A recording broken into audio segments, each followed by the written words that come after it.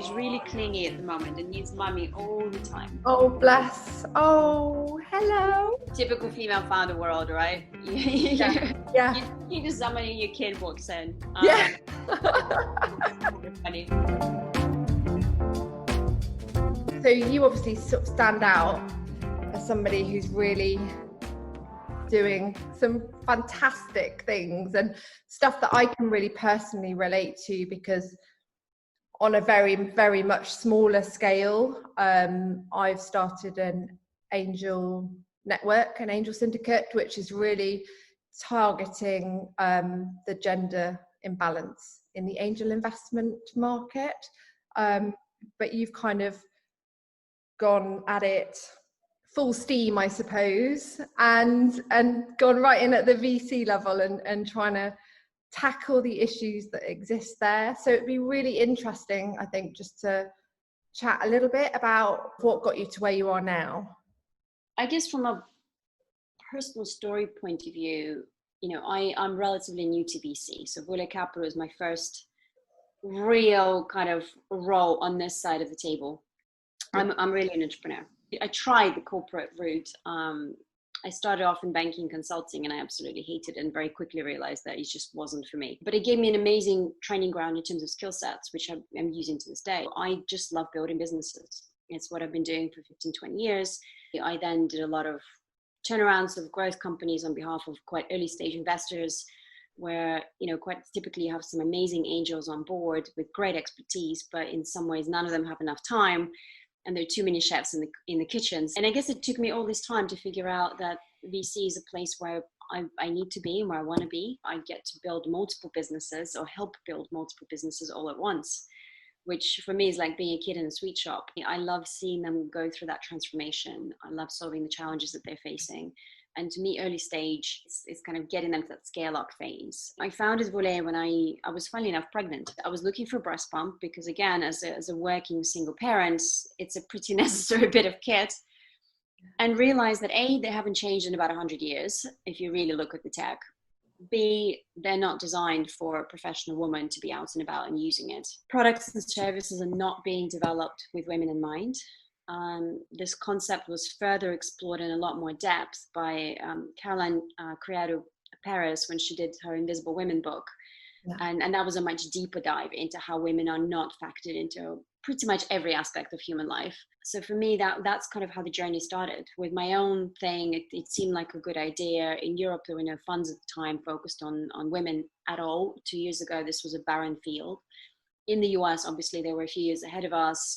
They were doing incredibly well. I was lucky enough that some of my early investors kind of backed me, even though I was a first-time fund manager. They did it purely from a point of view of, well, we've seen you run much more complicated deals. My last transaction was a 250 million renewable energy venture with some really serious players on my cap table. So I think they had faith in that. They knew that I didn't really know VC, but they, in a typical entrepreneur fashion, thought, well, she'll figure it out. So in many ways, I'm still the new kid on the block in the VC space. I don't run a particularly large VC. We're still small. But I think what we have done over the last 2 years is realized and figured out exactly what is not working in the industry. Obviously, it's going to take a while to change it, but it's a lot more than just saying we're going to invest in women, because women don't go to investors. It's a bit like women don't become investors quite often because they don't resonate with the industry. I get all these emails from people trying to push me investment products. And I'm like, well, no, I don't trust you with them. I work in finance. I've done most of my career in finance. I don't trust other people with my money, particularly when there's no transparency as to where it's actually going. So there's no connection on the investor side, and the same thing on the founder side. They don't trust the industry. They don't trust the investors.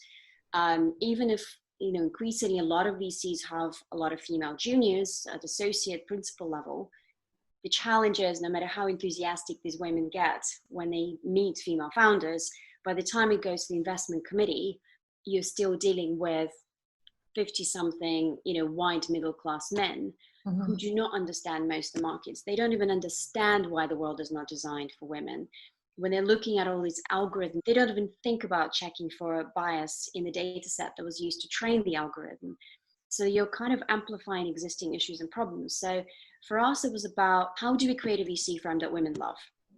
and that they trust and they can go to. Part of it was transparency. Through transparency, you do build very strong relationships, but it's a little bit like, dating someone. When it goes badly, it goes badly.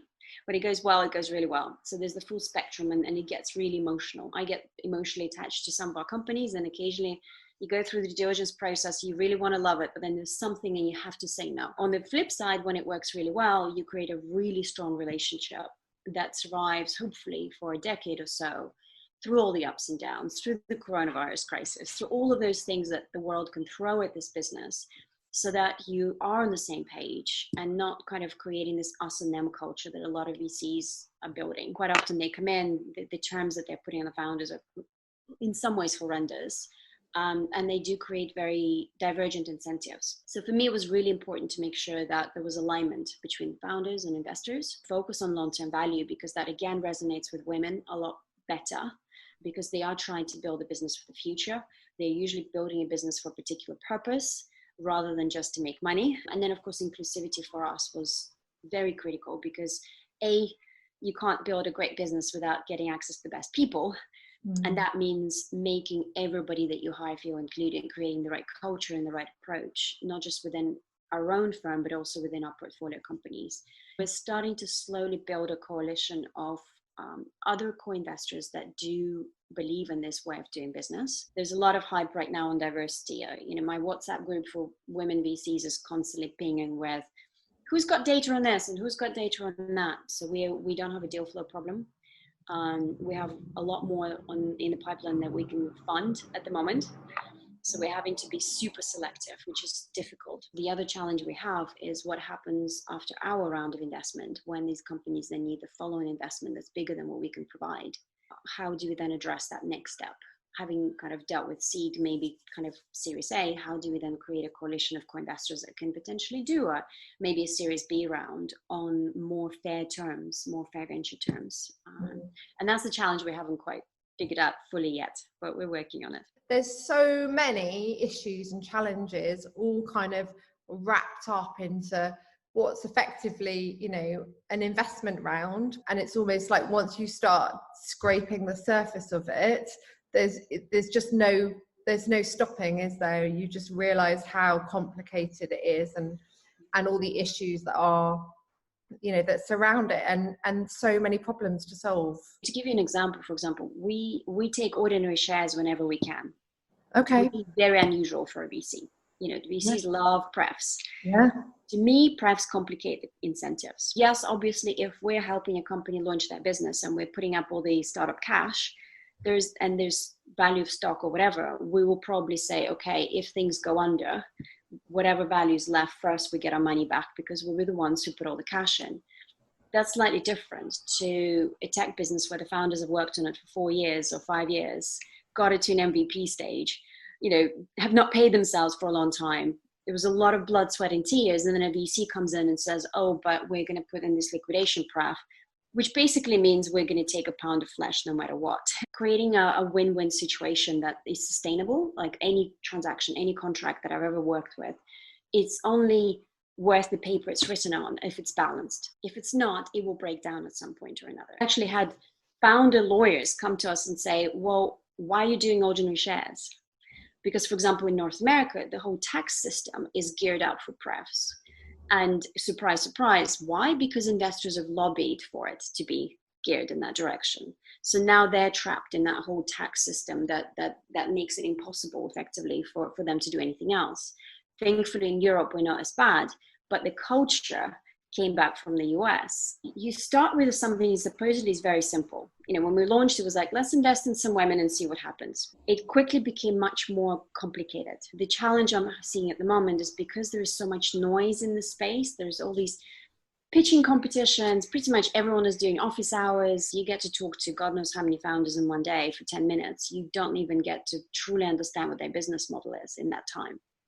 So for me, it's about PR rather than substance. Differentiating from that is difficult and challenging because there's so many stakeholders in the industry now. And I think it's really difficult for founders to find the right place for them. That's going to be the next round of challenges, not just someone who looks good, but someone who will actually genuinely be a good investment partner for them. There's obviously issues around the pitching process. And, you know, I've heard stories about how that kind of negatively impacts female founders as well. Have you redesigned the pitching process, the way that you evaluate and assess investment opportunities? It's a very important subject, actually, the whole pitching culture. So we don't go to demo days, we don't go to pitching events. I don't think they work. I think they're a waste of time. They typically highlight whoever's just been through the accelerator and been trained to pitch well. They bias women because confident women are often seen as aggressive.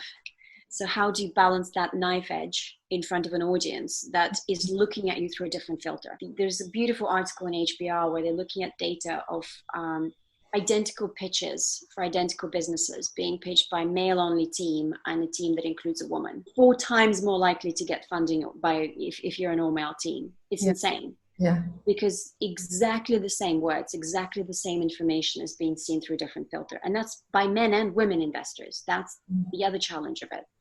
All these arguments that let's just get more women partners onto the investment committees, they only work to a very small extent. Women will still, particularly if they're raised within that culture of that particular VC, they'll still view things with the same bias and the same issues. So we run a pitch clinic. Until COVID started, we used to do that monthly in partnership with Google. That was an incredibly successful event because we were not doing it for us. We were doing it as the giving back to the community aspect. And it was a safe, comfortable space. We typically picked 5 or 6 companies each month from quite often almost 100 applications, which is crazy. Typically we'd have 4 or 5 investors in the room, a couple of lawyers sometimes, like our transactional lawyers quite often attended. And they basically just provided friendly feedback. It wasn't a Dragon's Den type environment. It was literally, here's how I would view this as a VC, as an investor. Here are things that you should think about or look at. Here are the people you might want to speak to. And that was incredibly successful. And it's a shame because during lockdown, with myself and Clementine, have no childcare. So we've had to kind of really focus on the very, very core of what we do until nurseries reopen in September for us, at which point we will reinstate the pitch clinics. But in terms of our own process, we look at a deck first and foremost, and we look at decks usually in groups. So again, one of the issues that comes up, and it's one of the recommendations from research, is do not look at decks just on an individual basis, look at them as a group, so that you have a broader point of reference for comparison, which makes your biases less. If the ideas sound, I don't care if they've paid a designer to make the deck look shiny and beautiful. As long as the concept is there, I don't care if it's on a paper napkin. But if the concept is strong, if they're getting really good traction so far, then that warrants a conversation for us. So we then move to a conversation. Because it allows us to ask questions, it allows us to get to know the founders, to understand where they're coming from, what they have genuinely built, better understand their business and where they're going and what that roadmap looks like. And that dialogue gives me a lot more than a pitch, a hell of a lot more. Because within a half an hour to an hour, I can tell, do I really want to look at this in more detail or not? Or are there specific areas that I need to look at before I can make that judgment call in terms of, do I go into due diligence or not? Do I allocate my time and resources to this or not? Once we are in due diligence, it's about 50-50 hit rate in terms of whether or not we take it to the investment committee at the end. An idea sounds great. It sounds like they're getting great traction, but then you look at the product and given the money they've raised to date, the product is still really crap. And that typically a very big red flag for us, because yes, you need to build a holistic business, but if you can't build an MVP that people would want to use or at least test, then there is a problem there. An idea is great, but at some point you've got to build something, right? And it needs to work. I'm in close touch with, various people who do research on some of these biases, and we keep an eye on recommendations in terms of how do we avoid our own bias. I think it helps that we don't look at all male teams, because that naturally takes out a big chunk, so that we are in a way looking at like for like within the space, which makes my job a lot easier than if we were doing just general, we can invest in any one type of investments. So although it is, some people accuse me of discriminating against men, that happens at least once a week, including some people in the press. But for me, it's not discrimination, it's just focus. Just like I can have an industry focus, why can't I have a focus on this particular underrepresented founders group? But you're right, pitches don't really work for women. They don't work for a lot of ethnic minorities. They don't work for you if you're from a quite often disadvantaged socioeconomic background. I'm a governor of a school in the UK in one of the most economically deprived areas. I work with those kids quite a lot. We do a lot on entrepreneurship with us. They're the ones that will come up with a clever solution. They might not be able to articulate it really well, but they'll figure it out. How do we fund the most value creating ventures, and not just the ventures that we think we like or that are fashionable or short term? So actually for our next fund, we're already thinking along kind of a broader line of focus, much more on the kind of horizon type issues, from sustainability to circular economy to zero waste, all of those big challenges that are facing us as a planet. And of course, investment in women is a big chunk of that, because by investing in women, you're naturally addressing a lot of social issues in the process. Yeah, if you do 100 million round into a woman-run business that's addressing a real problem, not just one of those period tracking apps, but something that really has been underinvested. I mean, look at contraceptive pill. You don't have the data on tailoring it to individual kind of hormone palette that you might have. So all of those areas have a huge amount of potential in terms of social good. So for us, it is about that. And the evidence supports that, doesn't it? Actually, having diverse leadership teams does equal better returns. So it really is win-win. So we work very closely with one of our advisors, who is one of the kind of world leading diversity experts. She works with board level blue chip companies. She often comes back and says, well, it's not about mentoring women. It's not about training women how to fit into that world. It's about training leaders to become better leaders and making sure that all of those kind of bias filters are understood and eliminated as part of their leadership training, so that they effectively can leverage the best resources they have at their disposal, regardless of where these resources come from, whether male, female, white, black, whatever. And to me, that's the core of the proposition here. How do we shift an understanding of what good leadership looks like across the whole industry kind of tapestry, from VC all the way through to corporates? Obviously, inclusion and diversity is a massive buzzword in the industry at the moment. And I'm seeing lots of great initiatives that, appear on the face of it to be targeting the issue.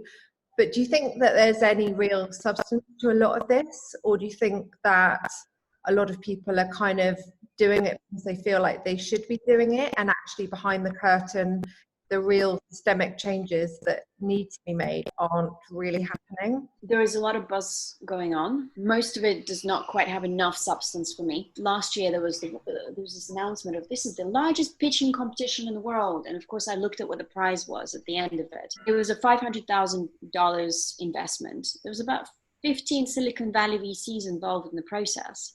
Come on. You could pass a hat around and get a lot more than that. That's the average size of my seed ticket. Thousands of women wasting their time competing for something. Come on. If even one of those VCs genuinely looked at those businesses and said, okay, we will do X percentage of our deal flow this year from this cohort, that would be a much, much bigger impact overall. There needs to be a lot more substance. And I think most investors don't quite understand what that looks like. I work with lots of female founders who are trying to raise money and sort of see firsthand a lot of the challenges that they're having. And I also get really, really, really frustrated with the lack of gender equality in the legal industry. Like if you see my posts on LinkedIn, I'm banging on about it all the time. Because like what you were saying about the same challenges for raising money, I see that in the legal industry all the time, right? So if you don't go to a private school and you don't go to a Russell Group university, your opportunities to get into the industry are so limited. So it's something that I could just talk about for hours. Not necessarily for my own sake, but for the sake of our female founders. I've always been transparent about this whole juggling act that we all have to do. And I've stopped apologizing for it too, because the more we apologize for it, the more it's seen as like something that's not meant to be a part of our lives. So I often say to some of my LPs, like, you're worried about our founders getting married or getting pregnant. Like, come on, you put money into me when I was 8 months pregnant. I mean, I started my law firm when I was pregnant. I've got a 3-year-old, so you know, I think it's one of the best things that can happen to you as a woman, because it can really motivate you, and you can do really amazing things. So yeah, to me it's not valuing entrepreneurs enough if you assume that because they're moms or they have little kids or whatever that they can't run the business. I think it's the opposite. We know why it matters. We know why we have to fight for it. I'm glad to see some positive initiatives, but I think there's still a long way to go until the LP kind of side of the equation understands this. Yeah, there's not going to be change. And LPs, unfortunately, are usually institutionals, super risk averse. You're trying to create real change in a highly entrepreneurial area, which is being backed by really conservative people. Take care. Bye. Bye.